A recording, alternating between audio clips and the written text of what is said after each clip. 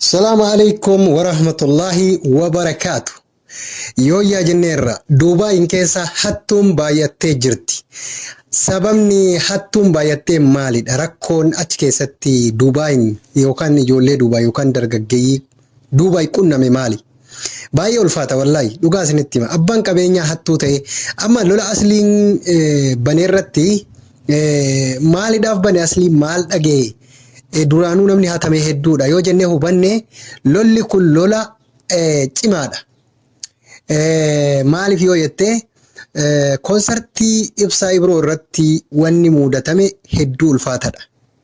Namoonni garuu wanni irraa beekan hin jiru. Asliin maaliif lolee? Asliin maaliif xiiqii akkana uummata Duubaayitti bahee salphisuuf deema? Duubaayin asliin maaliif salphisuuf deema? Asliin ol kaanan immoo dhuguma irra shana. Asliin nama haqqanyaadha. Sirba artistii Ibiroo irratti konsertii irratti waa baay'ee taame hanna hedduu hatamellee Ibiroo ibsallee hatamee jira. Maaliif yoo jettan Ibiroon ibsaa akkamitti hatame yoo jettan Ibiroo ibsaa artistoonni miskiina.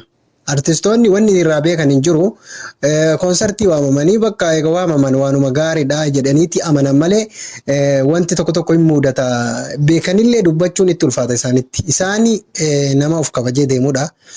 Akkuma asliin jedhee konsertii sana irratti maaltu godhameef artistii Ibirooti. Immoo qarshii walitti sassaabameef jira. Yoo jiraate hoo mallaqni sun eessa jira?